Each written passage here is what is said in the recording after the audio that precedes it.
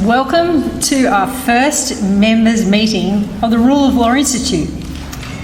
My name is Sally Layson and I'm the CEO of the Rule of Law Education Centre.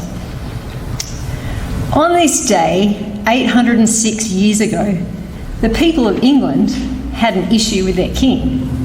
King John ruled with absolute authority. He believed as king he could act as he wanted and not be constrained by anyone or any law.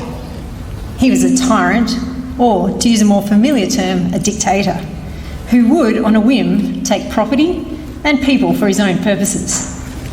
He had no respect for justice and would arbitrarily imprison people and at times torture them. He thought the laws were there to serve him, and he saw himself above the law. Now, at the time, the people needed a way to limit the king's power and to restrain him and any other kings that followed him without needing to resort to a civil war to remove him. So, on this day, in 1215, in a field in Runnymede between Windsor Castle and London, a peace treaty was agreed to between the barons and King John. This treaty was the Magna Carta. The Magna Carta was a written agreement from the king that he would follow the law of the land and grant certain liberties to the free men of England. He promised that he would follow the law of the land. Now, the genius of the Magna Carta was that it contained a system of detailed checks and balances that put limits on the king's power to stop overreach. Now, in Australia today, we're not ruled by a king, but a democratically elected political party headed by the leader of the party.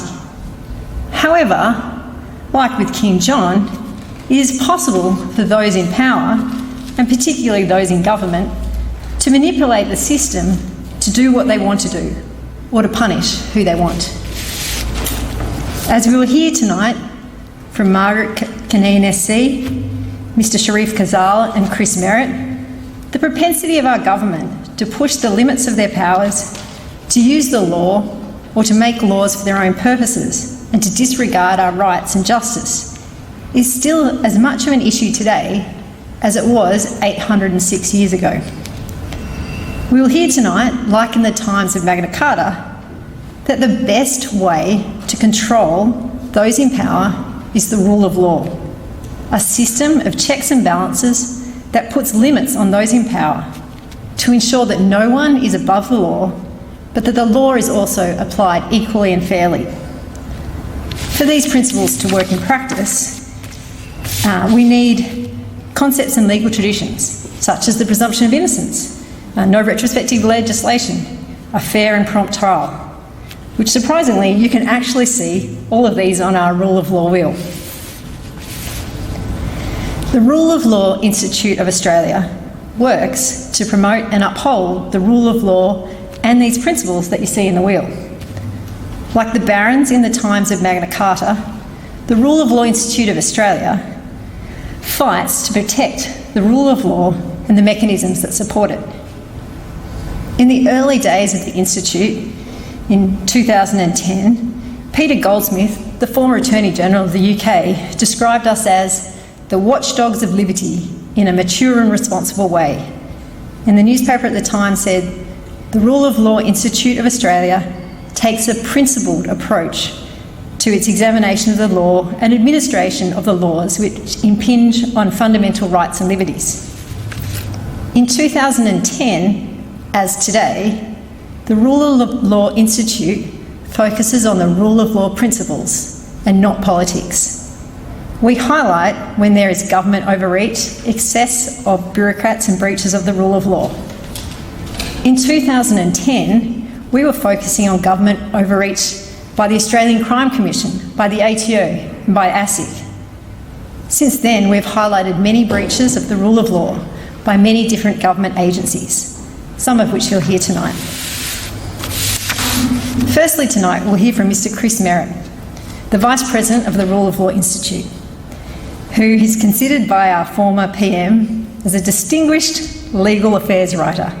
He is a legal affairs columnist for the Australian newspaper and regular legal commentator on the Sky News. Then we'll hear a discussion from Ms Margaret Cunneen SC and Mr Sharif Kazal, two extraordinary Sydney-siders who have felt the full brunt of New South Wales ICAC, a government agency which, according to an independent report by John Nicholson SC, the former acting inspector of ICAC, has an inadequate form of checks and balances on them.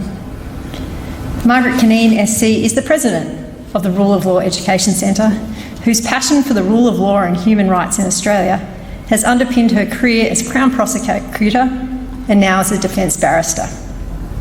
As written in her new book, The Boxing Butterfly, and you'll see for yourselves tonight, Ms Cunneen has prosecuted with precision and polite steel, impeccably respectful and always ready with a genuine smile.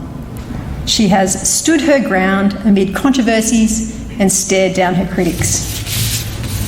She'll be chatting with Mr Sharif Kazal.